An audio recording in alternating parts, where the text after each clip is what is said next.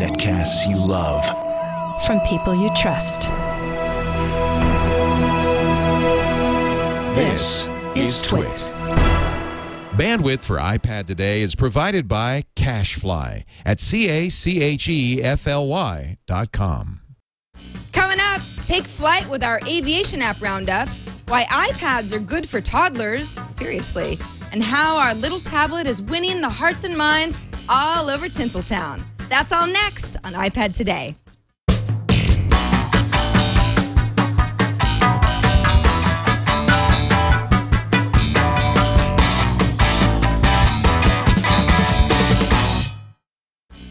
iPad Today Episode 5 is brought to you by our friends at GoToMeeting. Reduce costs, improve efficiencies, and help your company's bottom line with GoToMeeting. For your free 30-day trial, visit gotomeeting.com/iPadShow. And also by iStock Photo, the web's original source for royalty-free stock images, media, and design elements to help you get creative with your website or blog. Check out their special offer at iStockPhoto.com/iPadShow. Hey everybody, welcome to iPad Today, Episode 5. I'm Sarah Lane. And once again, filling in for the vacationing Leo Laporte, I'm Tom Merritt. Boy, Leo does a lot of vacationing these days, last doesn't week he was working, wasn't vacationing. Right. This week he actually is vacationing. His daughter went to college. I know, it's huge, huh? I know. Now, I don't want to be like, remember when, but we worked together a decade ago now. Yeah. And Abby was a lot younger. She was tiny. Yeah, you know, glasses, and she was kind of shy, and it's just kind of funny to be like, she's going to college. No. Is that how it works? Yeah, I know. We don't want to get off on a whole how old are we thing, but no, yeah, it's just old. It is. We're old. It is weird, and we're really old. If it's too weird, you're too old.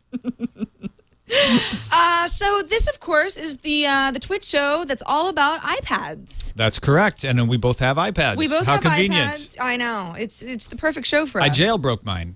So we'll be talking about that a little later in the show. Ooh, yeah. Yep. You know, it's funny. We originally had a jailbroken iPad that we were using to get video out to show folks to be able to navigate on the iPad. But we decided that it's actually better to do some of our screenshots to illustrate the apps that we're talking about afterwards, because you need the hand. Mm-hmm. There's a lot of swiping motions that you just don't get when you're getting straight video. Yeah, you need that context, right? With Cydia, there's some kind of cool stuff that you can install where you can see a little dot that shows where a finger has been, but that's only after the fact. So it's not quite the same. So if you're watching the show live, please download or stream or subscribe or whatever later if you actually want the visuals, because this will sort of be the first half of a full show. Yeah, exactly. So we always start iPad Today off with a theme. Right. And today's theme was actually suggested last week by Michael from an airplane. So in honor of you, Michael, we thought that we'd cover a variety of aviation apps today. I think I'm wearing a sailor's cap and you're wearing a bus driver's cap, but it's close. I feel like I need to sing a Beatles tune or something. All right, something from let's save this Pepper. for App Cap later. What? We're not. This was just. Well, I just realized, like, you know, I got a big old anchor on. I mean, I guess I could be a Navy aviator. Naviator. Coined a new term. That's what you get on iPad Today. Maybe a little information and some naviation. All right, well, the hats have been, you're right. App Cat, there's enough hat going on afterwards. Enough hatting going on afterwards. Plus, the chat room says I look like Captain Steubing when I wear that. So I thought you looked like the guy from Gilligan's Island. Well, that's even better. Thanks. You're welcome. That guy. How about we talk about the apps? Let's talk about the apps. So our theme is aviation apps. It was a suggestion from one Michael. He didn't tell us his last name, so I can't say what his last name was. Michael the pilot. Michael the pilot last week, who actually sent us in a video from like 20,000 feet up, which was awesome. And so we decided, okay, he wants aviation apps. We'll give it to him because he went out of the way to make a nice video from the air. The first app that I wanted to talk about, this is probably, at least in my research and from what I've heard, is the most robust of all of the aviation apps. It's called FORFlight, as in F-O-R-E flight. Okay. Now, it's free for 30 days. I'll say this off the top. Free for 30 days, and if you like it, then it goes up to $25 a month. If you really like it, then you should buy the yearly subscription because that's only $75, so you save a lot if you buy a yearly subscription. And people go, $75 a year? What in the world? The reason that it's so much is because this is really a full-featured app for aviation enthusiasts or professionals. So, for example, I've got what the nice thing is once I first log in to the app, it'll kind of say, well, what's your home airport? Where are you coming from? Where are you going to be flying in and out of? Because it's assuming that I'm serious about this stuff. So I just put in SFO because that's the nearest airport to me, or the one that I use the most.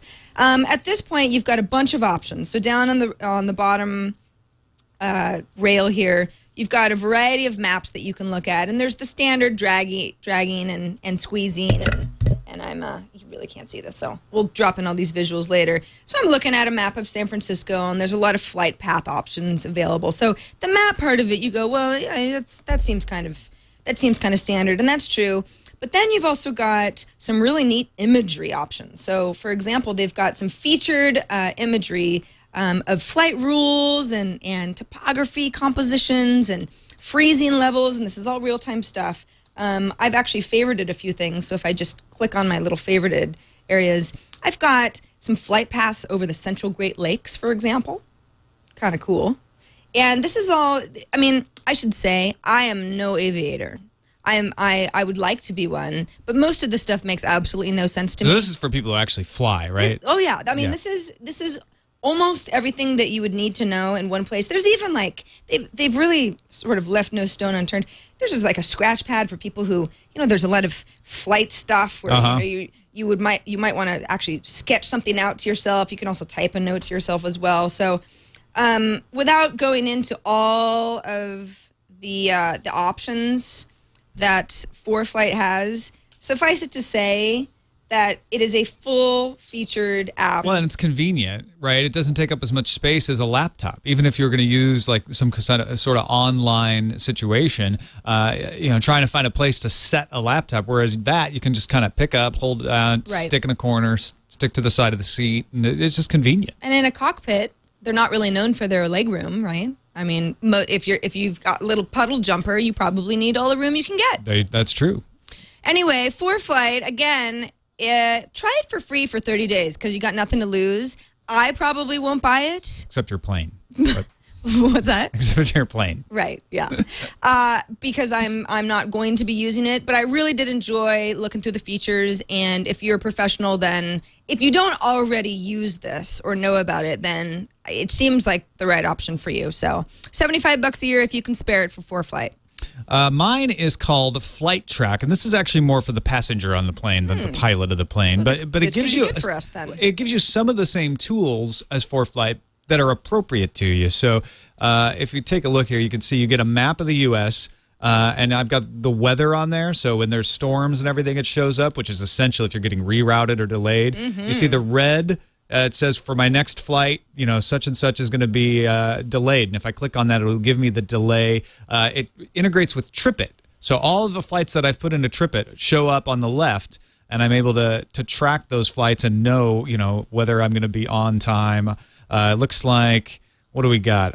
Arrival traffic is experiencing airborne delays of 15 minutes or less right now out of SFO. So this is just telling me what it is today. On the day of my flight is when I'm going to pull this up and take a look at it. You can also bring up the shared flights and itineraries from folks on TripIt. So TripIt you can use for free and integrates right into this. The Flight Track app is $4.99 for the regular app, or it's $10 for the Pro version. And the Pro version adds push notification, weather tracking, so you get that satellite like I have here. This is the Pro version, and automatic sync. With the regular version, you have to push it to sync by pressing a button. With this, it just every time it logs on, it looks at TripIt and says, okay, what are the latest flights? What's going on? Do you use TripIt already? Yeah, I do. Do you? Mm-hmm. I have to get into TripIt because I find that my friends who use it, I see their little, on Facebook a lot, I see their little TripIt, notifications, and I haven't gotten into it yet. Well, the key to TripIt that I love is you can take the email you get confirming your flight and forward it to TripIt, or even in some cases, just have it sent directly to TripIt, and it pulls out all the information and makes your itinerary for you. Cool. And then with the app, or online. You just pull it up and you see like, oh, okay, this is my confirmation number. This is when I check in. This is when I'm leaving. It was sort of essential when I was delayed going through Chicago up to Canada that I had TripIt so that I could see what the delays were, what the options were. It gave links out to rebooking flights, and it was very helpful with that. So this is like a much better visual representation of TripIt, but with a lot of other cool stuff. Yeah, exactly. It's kind of a skin for TripIt data, if you will. And it adds in some data from, like delayed flights and things like that as well. That's awesome. Our final, well, not final, but our third aviation app, this one is a little different. It's called PilotFAR/AIM. FAR is Federal Aviation Manual, and AIM, I'm saying AIM. And at first I thought, well, what's AIM? I looked it up. Aviation Information Manual. So it's not instant messaging. It's not. Well, I wondered actually. That's how little I know about this stuff. This guy, this is your encyclopedia. This is your Bible. It's the Pilot Bible. It's all the federal regulations, the rules, the stuff that pilots need to know about that you and I don't. So instead of picking up that big book like you're talking about, you can pull this out and flip through and search for particular words and find the paragraph you need. That's pretty great. Exactly. So you can search for stuff. You can bookmark rules, things that you know that you're going to need to come back to. You can mess with your settings a little bit and at least change your background from blue to a different color. Somebody in the chat room pointed out you can get the regs as a free PDF on the FAA website. And then you could pull them onto the iPad and use them in a reader, because there's a lot of PDF readers you could use, but it's not going to be as convenient as that. That's tabbed out. So if you want to pay a little bit to get the layout, great. If you want to save the money, you could just load the PDF on. Yeah, this is a great example of something where this information can be grabbed from a variety of places, I'm sure, and brought into your iPad in a variety of, you can just have it in a text file. You're paying for the convenience. You're paying for the convenience of the formatting. Yeah, and the search options and kind of the visual and the scrolling and the iPad-y goodness. You can send yourself. Plus, if you're using ForeFlight, then you have that on there as well. You've got a lot of the things you need. Yeah. As long as your battery stays up. Exactly. Which is kind of this actually leads us into a kind of a cool article I found on Wired. We mentioned the aviation convention, I guess. I don't really know what you call it, in Oshkosh, Wisconsin, which was at the end of July. And the iPad has actually become popular with enthusiasts there. The convention was called AirVenture. And there's this plane/iPad combination called the iCub, which is adorable, where it's really the iPad is built into the dashboard of the plane. And you go, all right, well, it all depends on what you want to load onto the iPad, but the whole idea is to have it there. This is not, they stress this is for somebody who knows what they're doing. We're not suggesting that you just this won't teach you how to fly a plane. Right. Yeah. And do not turn off your GPS navigation and go for the stars here. If you want to have some fun and you're looking for a good time while you're flying your iCub, you can have your apps loaded up, and it's right in your little cockpit. They did mention that some folks were saying, this is great, we love this, it's so cool. The money that you're saving, not running the more expensive software that people have been used to all these years, is phenomenal. Supplemental, it sounds like. Yes. And it saves you some money, possibly. Right. Although you have to pay for an iPad. If you're already a skilled pilot. And you already have an iPad. Then the iCub is probably a really fun little flight for you. Cool. They have noted that the glossy screen gets in the way, though. Yeah, it's very reflective, and that's a problem in sunlight. And in a plane, you really want to be able to see your dash, your controls. It's kind of important. Yeah, so this is one of those situations where an anti-glare affixed to your screen would be really, really important. So that's our aviation roundup. Of course, there are a lot more. I even did a search just within the App Store just to say, if I type in the word aviation and look it up, what's going to come up? A lot of aviation apps. A lot of them who have terrible reviews, though. Yeah. So it's a matter of are people throwing things together because people like me search the word aviation and now they've got an app that I might pay $2.99 for. So it's definitely, if you are an enthusiast We've got our suggestions, but send us yours as well. If you've got anything that you think that we should have covered or you'd like us to cover in the future, the email is iPadtoday@twit.tv. You know, speaking of air travel, Tom. Yeah, you can avoid it. You can avoid it. How will I avoid air travel? With something called GoToMeeting, Tom. Actually, yeah, GoToMeeting is a very, very good way to save some money on travel. Because the problem that a lot of companies have is if you're in New York and I'm in San Francisco and we've got to have a conversation and we need to be in the same room and I've got to show you stuff that I've got on my machine, well, you would say that the most obvious thing, I get on a plane and I go to New York and we sit down in a room and then we talk about it. Yeah, that's expensive. That's expensive. And, you know, it's funny. And you suffer through delays, and you're in the airport waiting for a changed plane, and then your flight gets canceled, and even then you if miss you've your got meeting. an iPad, you're still going to be wasting some time, and you got to go through the whole thing. GoToMeeting solves all of that because neither of us have to even leave our pajama kitchens where we've got our iPads. Can I use it for sales presentations? Yes. Training sessions? Yes. Product reviews? Absolutely. Collaboration sessions? Why not? Improving conference calls by sharing your screen? I think you could. So the way that it works is we both have GoToMeeting installed, and you can show me anything that you want to show me, and we don't have to be anywhere near each other. It's great. No air travel required. About time. We should use that here. I know. We should. If only we weren't all kind of crammed into one room already, GoToMeeting would be great for us. What about signing up? I think they're giving us a little free trial here for 30 days, right? So for iPad Today viewers, that's you, lucky you. You get 30-day free trial if you sign up for GoToMeeting. So you can have all the meetings you want, one low flat rate. By the way, you have phone and voice over IP conferencing included. No extra charge. So forget all those other URLs you've heard because you're watching iPad Today. Yeah.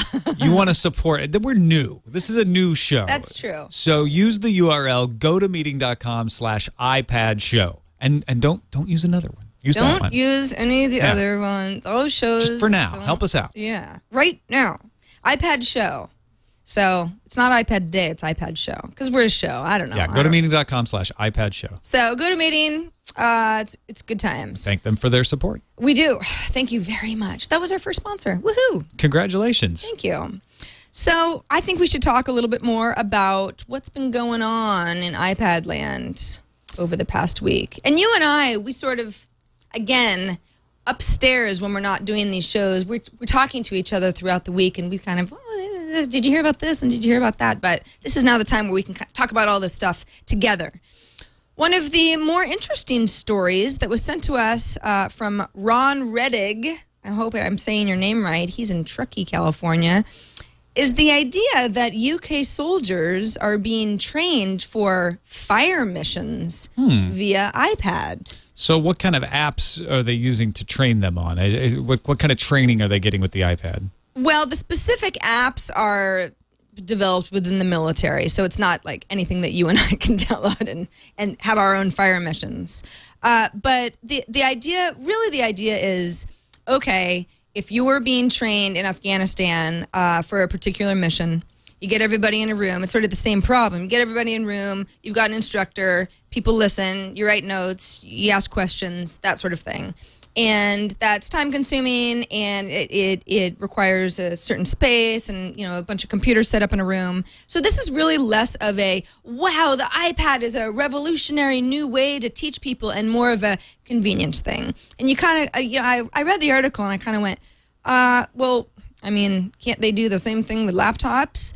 Well, yes, of course they could. I mean, this is really just software that people are going through to be taught something, and that could be anything. Yeah, Lance Bombardier Jason Markham describes it as, say, he's at headquarters, troops on the ground call him for fire support, give him target location and description, use all of that information to come up with a solution, and the app has been designed to let him practice that. Exactly. And so it's quicker. I can see where it'd be quicker. It's like, okay, I've got this information, I'm going to make this recommendation. Boom. What really shines here is the iPad battery life. Because let's say you're out, you're nowhere near a power outlet, you're not in a room with laptops and you're hooked up to any wires. And this guy, once fully charged, that's one of the things I love the most about my iPad is it lasts for sometimes days. Yeah. So you've really got a lot of flexibility if you're going to be out somewhere and which troops are Who is this? Major Rich Gill says you can get all the material that you need on there at the right time, and it's really mobile. At the time this project came about, this was the best bit of hardware on the market. So there you go. Yeah, I mean, I love it.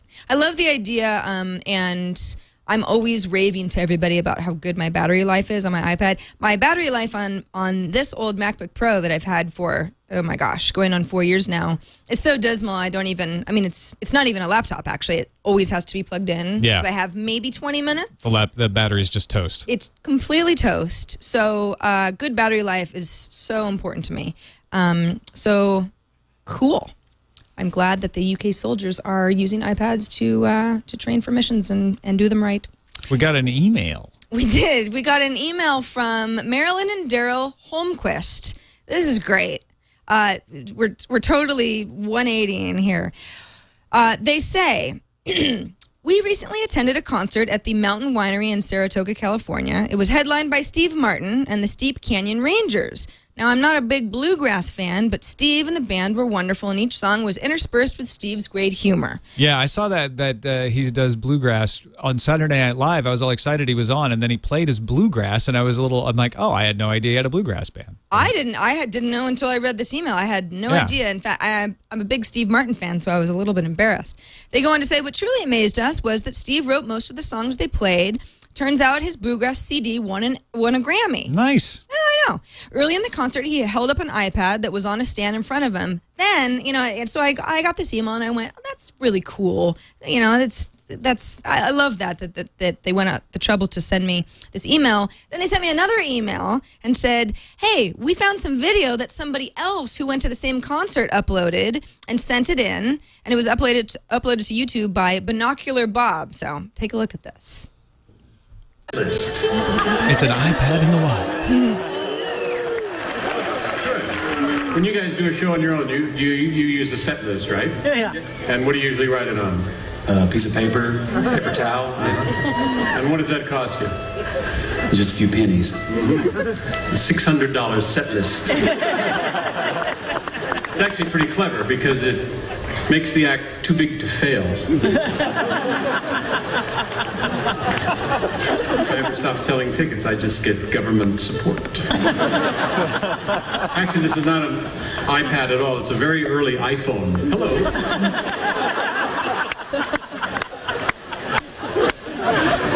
And what's so great is you can tweet from the stage. I can tell everyone how it's going. Crowd is Somebody thinks it's funny. Yeah, right?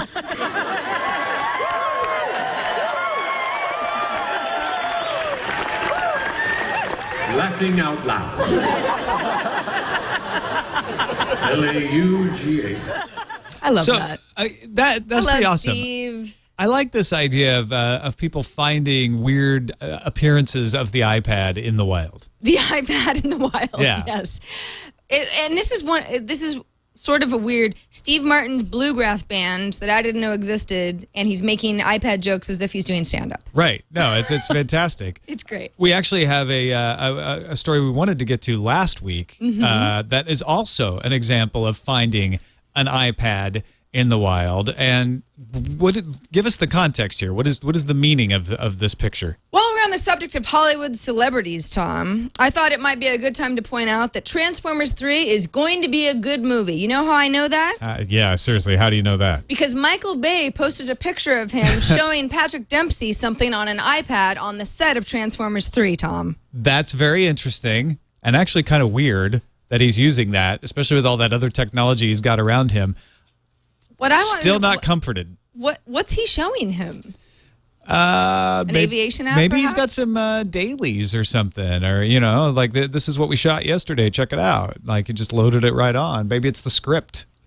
I doubt it's the script. I don't know. I would love to know. I would love to know Maybe if it's Michael Bay pictures is of his angry kid in that picture. Maybe he's just like, here's Bobby. I don't know what his kids' names are. If he has kids, I'm not convinced it's going to be a good movie either. But it is another not only example. Probably showing him that YouTube video of Steve Martin. Look at this guy. What does he think he is? Yeah, he's got an iPad and he thinks Some he's sort all of a hot. comedian? Yeah. I got an iPad. Look at me, McDreamy, McSteamy. I don't watch that show, so I don't know which one he is, but I know he's widely regarded as very handsome. I believe he is McDreamy. He's McDreamy. Yeah. So not only do we have an example of an iPad in the wild, but it's a double whammy for Hollywood celebrities. They're just like us. They are. They have expensive iPads, just like you and I. Just like we do. I bet they don't have a Dodo case, though. I don't even have a Dodo case. No. You've got just the regular old iPad case, and it seems to be working out for you. Yep, works fine. We seem to have the same issues. We have the same issues of the standing up of the iPad. Yeah. That's the problem that you know what I've found with this case is that I end up putting it like this, kind of in dashboard mode, because it's great. Works perfectly that way. It's there. It's easy to see. But if I try to ever use it like this in the sort of setup mode, in the large triangle, it wobbles. If it kind of looks like it might fall down. Mine, same idea. It kind of goes like this, and what happens is that it goes if you're on any sort of a greased up surface. And I just usually, I don't know, I kind of hold it in my lap. That's usually what I do. Okay, moving on now to the spotlight of the week. Tom, iPads are good for toddlers. Are they now? They are. I would have no idea. I didn't know. I'm a childless woman myself, so I don't know that much about toddlers, but a video and an email was sent in by one John Leonard, who wrote in with a story. So I'll be John. This is me. I bought an iPad for our 2-year-old granddaughter. Her name's Veronica, by the way. And it's a great educational tool and an awesome toy with changing content. We have it loaded up with kid apps, games, drawing and coloring programs, counting games, her favorite TV shows, movies. She also likes to watch YouTube videos, some of herself, some, that we've uploaded for her. She took to the device like a duck to water and opens and closes apps and navigating like it's second nature. So let's take a look at Veronica in action. Other interactive apps. Where's Barn? Where's Peekaboo Barn at? Oh, they have little fingers. And I've heard a lot of parents talk about the fact that they can just hand the iPad to their kids, and their kids just get it right away, and then they know what apps to launch to play their favorite games or videos, and so this is a common experience, I think, for a lot of parents. She's so cute. I know. When I first saw the email, which I really appreciated, and I love sending in the videos, it's kind of like, our 2-year-old granddaughter, likes the iPad, and you sort of go, okay, but boy, that's an expensive toy.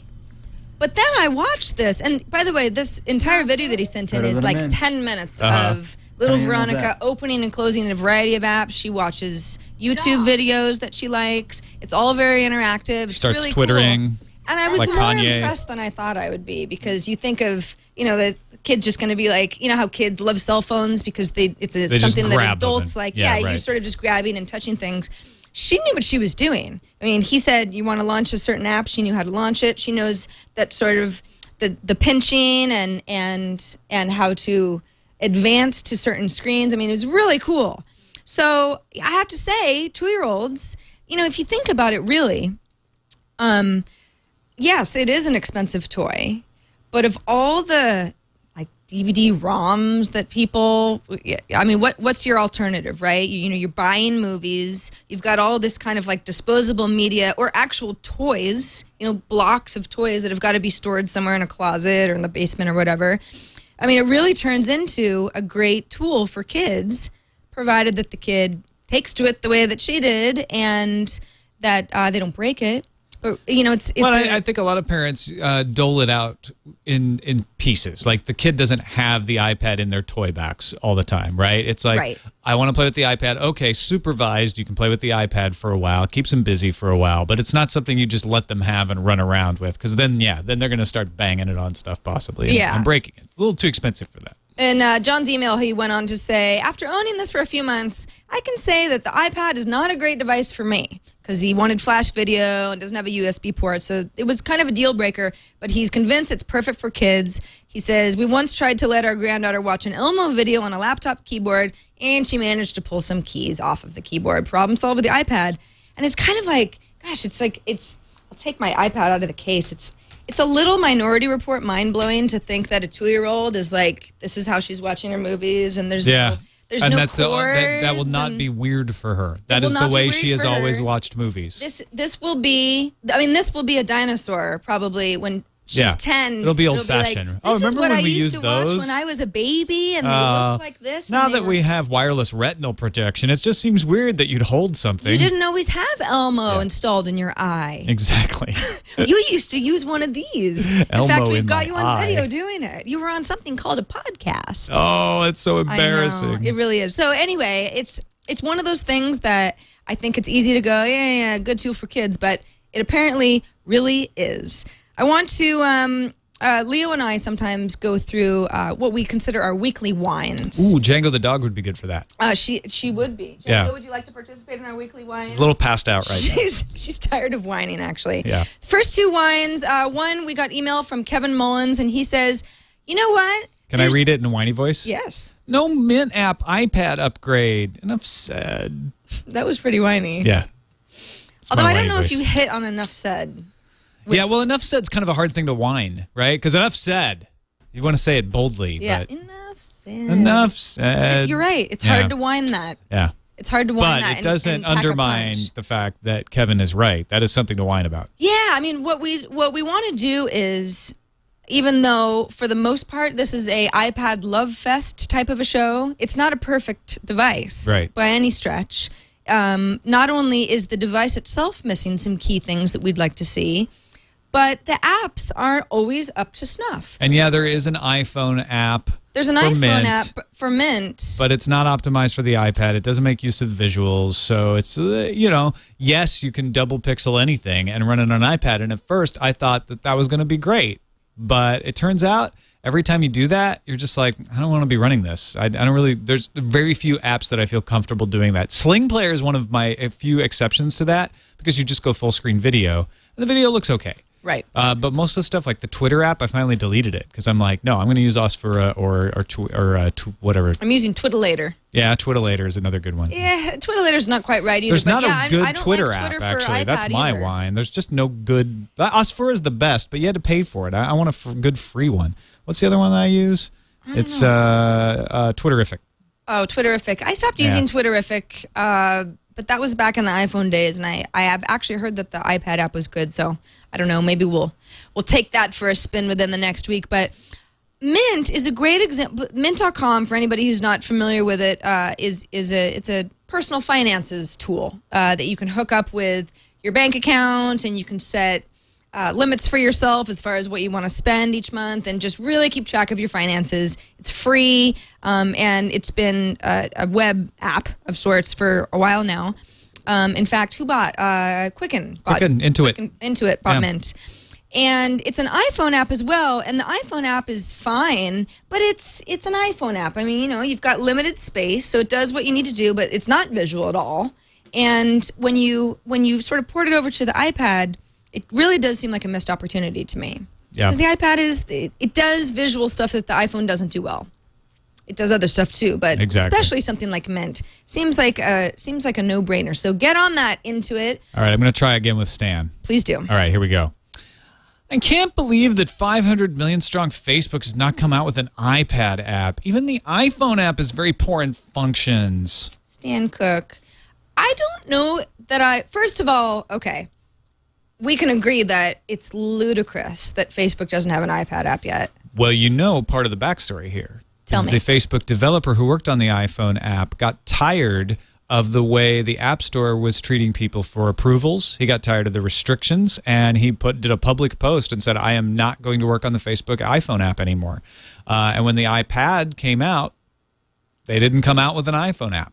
Or they hadn't upgraded their iPhone app in a long time, and they didn't come out with an iPad app. So it's been a kind of a waiting game to see, are they going to put someone else on this app? Maybe they already have, but we haven't seen anything. For a company the size of Facebook to have a developer who I'm sure was very talented say, I refuse to do this, for a device that's been out since beginning of April, for Facebook not to have replaced, how hard would it be to hire somebody else who's also skilled, or two people? Or, that just... I get that there's a backstory, but that doesn't really excuse the fact that there's nothing. Well, if anybody can do it, what's Facebook weird is has that the Facebook itself hasn't come out and addressed the issue as far as I know. It was just sort of this angry blog post, and then that was it. I don't really agree with Stan that the iPhone app sucks. I actually find that it's okay for me. You know, I can upload photos and I don't ever really update my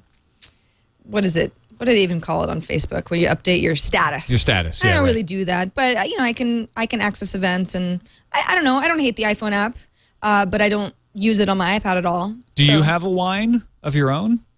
I have a part Whine, part cheese, part solution. See, now I like this. Do you? Yeah. I'm being so proactive. You're whining, but you also have an answer. I'm about to whine. Yeah.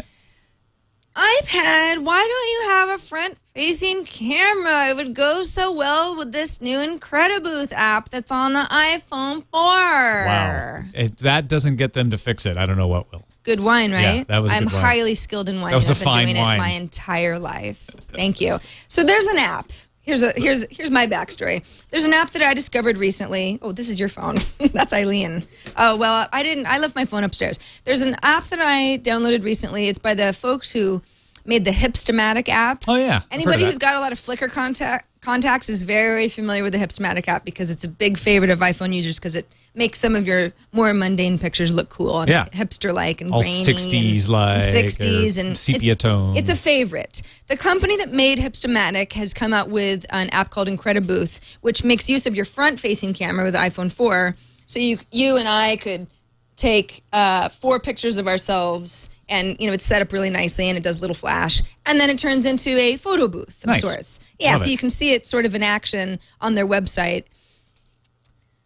It's so it comes out in a really it's cool. I mean, you're only as good as the quality of your front-facing camera. Sure. But photo booths were never known for their high quality, megapixel content. Yeah, so it's a great for the app. buck that you put in them. And it as soon as this app came out, my initial reaction was, it would be so much better if the iPad had a front-facing camera because the end result is an image that doesn't work well on the phone because it's the way that the ratio of the picture is. It's like you have to upload it to Flickr and then look at it zoomed in to even kind of get a sense of what it doesn't work that well on the iPhone once the picture is actually made. On the iPad, it would be great. But then I remembered my little bump app trick from last week. Remember, if you've got bump installed in your phone and your iPad, I can just bump my Incredibooth picture to my iPad as long as they're both in the same room. That was my whine and my, at least, interim fix. Well, we can thank our sponsors now. Oh, we can. Yes. This episode is brought to you by iStockPhoto. iStockPhoto, are you familiar with it, Tom? I am. My wife uses it. A bunch of my friends use it. It's a great way to save your bacon if you need some royalty-free pictures and not just photos, actually. The name, it does not reveal all of the stuff they have. They also have illustrations, videos, 3D renders, flash files, music and sound effects. You need music beds and explosions and stuff for whatever you're working on. You can get them. It's all royalty-free. Which is awesome. Yeah, so once you buy it, once you pay for it, you get to use it. After that, you don't have to keep paying royalties on it.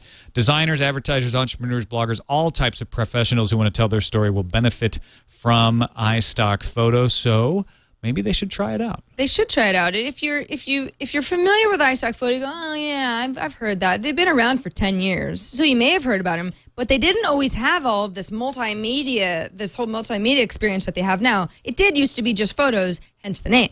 So for iPad today and Green Tech today, I've been thinking, some sound effects, when we go transition between different segments. Perfect place to get some stuff. Great. Yeah. So I'm thrilled that they've got so much that I can actually make use of, and royalty-free is awesome. Coming soon, logos, by the way. 15% off bundles of 50 credits or more. Check it out now at iStockPhoto.com/iPadShow. And we thank them very much for being our sponsor. Let's go to some viewer feedback. What do you say? That we could not do the show without viewers. No. Well, we could. Wouldn't be very successful. No. Yeah. It wouldn't be as fun. We'd probably still have as much fun, but yeah. Think of all the information that all of you would be missing. Right. We enjoy having you. Our first feedback, or selected feedback for the week. We get a lot of feedback, by the way, so thanks so much for everybody who's been writing in and sending videos and voicemails. Obviously, can't feature them all on the show, but we are consuming them all and sometimes having a good chuckle because you guys are really funny. First voicemail from Natalie from Anderson, South Carolina, who's weighing in on an issue with iPad Today being very much a visual podcast. Hey, Leo and Sarah. This is Natalie from Anderson, South Carolina. And I was just catching up on my iPad today. I was looking at episode 3 and saw the dude in the smart car watching you guys. I think more of us do that than maybe you think. I also have watched many a podcast on my way home from my long commute. So anyway, just thought I'd weigh in. Love the show. Thanks, guys. So Natalie is referring to a couple episodes ago, Tom. Viewer sent, he was up in Montreal, I think, sent in a video of himself watching iPad Today, episode 1, in this sort of in-dash thing that he had built into his car. Oh, sweet. That was holding the iPad, but he was watching while he was driving. Uh-huh. And Leo and I sort of said, we sort of laughed and then said, don't do this. Yes, exactly. Don't do this. Yeah, you should. It's against the law in a lot of states. It's a bad idea. And Natalie wrote in or called in to say, hey, I do the same thing. So you guys should kind of know that that's what people are doing. And that listening is fine. That freaks me out, though, because it's kind of an issue, especially on this show, because from day one, we've sort of been pushing it as we'll offer the audio version because it's Twit and audio is part of the legacy and people should have the option to just listen if they want to. But you're really going to miss a lot of stuff. It's a video podcast, and we'd really prefer that you watch it so that you get all the good visuals. But I'm a little worried about all the people who might be watching in their cars. Don't watch while you're driving. It's okay to watch in your car if you're a passenger. Just don't watch while you're driving.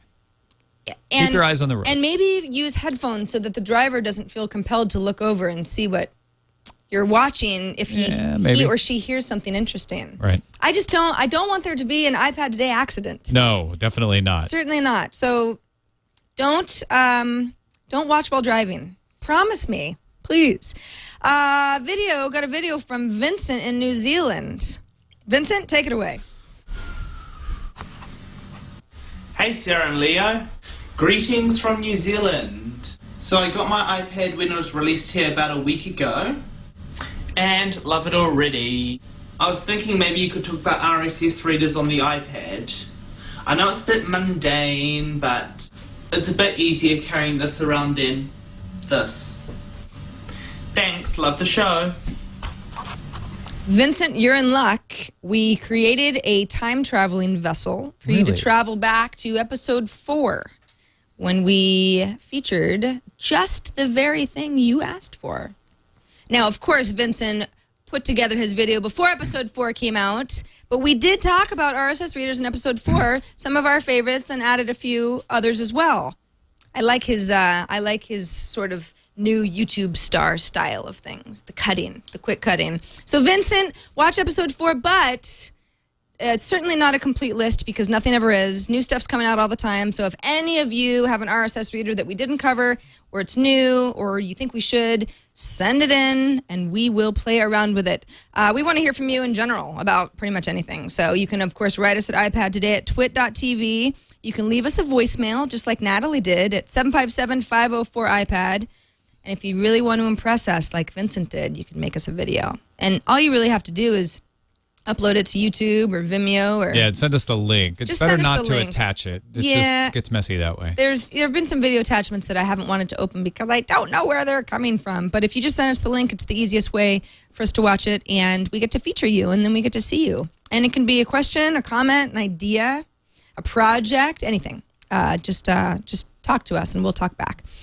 Time now, Tom, for the part of the show we've all been waiting for. It's the App Caps. Affix your hat. I'm Graduate. Ready. Oh, sorry. That's like a freaking bucket on my head today. What's wrong with that? Oh, you didn't have the logo properly. You were not battle dress ready. My dung beetle. Yeah. My dung beetle hat. Yes. TNT joke. Watch TNT episode. What was that episode earlier today? That would be 49. TNT episode 49, if you want to know what dung beetle refers to. This is the part of the show where we each crown a weekly app winner. So it doesn't have to be about anything. It just has to be something that we've used and we've liked and we've decided to feature. Shall I go first? Yes, please. I'm excited to hear what you got. Well, Tom, some of the iPad users are going to find my weekly App Cap award winner somewhat obvious, but not all of you. I'm willing to bet that some of you don't know that the Find iPhone feature is a great iPad app because even though it's called Find My iPhone, it's just named stupidly because it not only finds your iPhone, but your iPad as well. Does it find anything else? Just those? iPod Touch. Does it find like my car keys? No. No, okay. But maybe in the next generation. Yeah, so the idea is if I'm to go ahead and open up Find My iPhone, and I have to sign into Mobile Me. By the way, this is a Mobile Me feature. Mobile Me is, what, $99 a year, and you get 60 days for free if you want to try it out. And Mobile Me is great for all sorts of syncing options if you've got a few different devices. But if I sign into Mobile Me and I look for my iPhone, I could find it on my iPad. But if I've got the same application installed on my iPhone, I could find my lost iPad. And I mean, this is harder to lose than the phone. I've lost my phone a few times, and I've actually used Find My iPhone to find it. Yeah. But it can be done, I'm sure. I'm sure people have misplaced their iPads or they left it at somebody's house or whatever. So it goes both ways. I don't know why they're still calling it Find My iPhone. It's like calling iTunes. Well, yeah, you go to iTunes and you download the Find Your iPhone app so you can find your iPad. Right. Yeah, makes perfect sense. If you lose both your iPhone and your iPad, you could still look it up on the web. Ooh. What? Gross. Nobody uses that anymore. The web. All right, I've got 3 apps, and the reason I've got 3 apps is not just because I'm being selfish, but because You're only supposed to choose one. I jailbroke my iPad from the jailbreakme.com site on Monday during Tech News Today. Right. You should know if you jailbreak that you probably are running a security risk because it changes the root password, and there's no easy way to go and change the root password again. But if you're willing to take that risk, then you can download, you go to jailbreakme.com, and it gives you the Cydia app store right there. And the Cydia store is where you can download the 3 apps that I like. These are the 3 apps I would get first if you've got a jailbroken iPad. The first would be something called SBSettings. And what SBSettings does is allows you to swipe along the top here and drop down all these settings without having to open the settings app. Ooh, that's cool. So anytime you're in, and you can do stuff like turn off Edge if you've got data, or turn off 3G if you've got a 3G data iPad. Turn Bluetooth on and off, adjust the brightness, kill processes, because you can do background processes on a jailbroken iPad. Very cool. Turn on and off the Wi-Fi, power, stuff like that. So how do you do the background processes? Well, you download a program called Backgrounder there. And you don't have to actually launch Backgrounder. You launch the thing you want. Let's say I want Pandora to be playing in the background on my iPad, right? Okay. So you hold down the square button, and it says backgrounding enabled. That's so cool. Minimizes it. Now Pandora is just going along, right?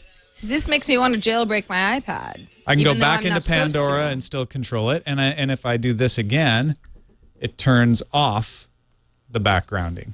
Cool. And the final one I would add is CyDelete, because for some reason the jailbroken apps that you get from Cydia are not actually deletable by the normal method of holding down and making them jiggle. They don't have an X on them, but when you use CyDelete, they get an X on them, so they work just like all the other apps. Oh, that's great. Yeah. So there you go. They are Well, you snuck in 3. SBSettings, but I like them. Backgrounder, and CyDelete. Cool. Thanks, Tom. Thank you. So jailbreaking your iPad, worth it? So far, yeah. The background process is pretty nice. It's kind of hard to argue with that. Yeah. That And was you, what. That's you can what. do any app as a background process. Sure. Something like Pandora is a great example. Yeah. I mean, it's literally what I like the most about being able to run something in the background on iOS 4. So, good times. How much is all that stuff? Free? Free. It's all free. Yay. Yeah, absolutely. Not $1 spent. Should I jailbreak my iPad? I'm not going to do it now. I don't know. I would wait for Terminal to be ported more properly so it's easier to change the root password if you're worried about security. I'm not too worried about security, but maybe I ought to sleep on it anyway. Maybe you should sleep. Maybe I will. Tom? Yes? I don't want to say this. What? The episode is ending. No! That's it for episode today, and I'm your father. That's really odd. I know. Yeah. Are you a food scientist? No? I don't think you're my father then. Oh. Yeah. But Leo will be back next week, right? Yeah, Leo will be back next week.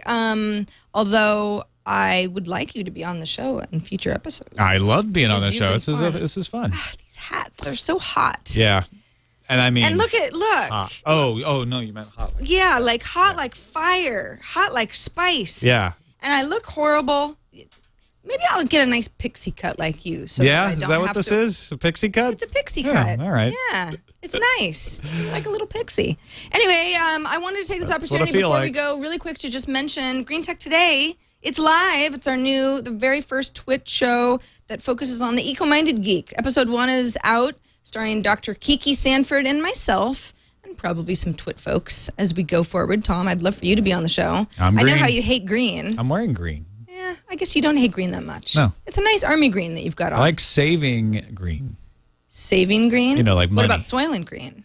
That's made of people, and it's delicious. I thought you'd say that. So check out Green Tech Today. That's at twit.tv/GTT.